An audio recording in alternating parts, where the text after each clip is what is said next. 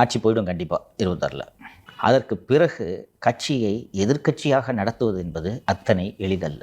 உதயநிதி அவர்களுக்கு உண்மையான சவால் இனிதான் தொடங்குகிறது. வரக்கூடிய ஆண்டு அவருக்கு மிகப்பெரிய சவால் நிறைந்த ஆண்டு. எதிர்க்கட்சியாக அதிமுக போன்ற ஒரு வலுவான கட்சியை எதிர்த்து அவர்தான் வழிநடத்த வேண்டும். அவங்க அப்பா பற்றி அவருக்கும் தெரியும், நமக்கும் தெரியும். எதிர்க்கட்சி தலைவராக இல்லாமல் அவர் சோபிக்க முடியாதவர். உங்களால் முடியும், உதயநிதியால் நிச்சயமாக முடியும். நான் முழு நேரம் அரசியலில் தான் இருக்கப் போகிறேன் என்றால் அதற்கான வேலையை செய்யுங்கள்.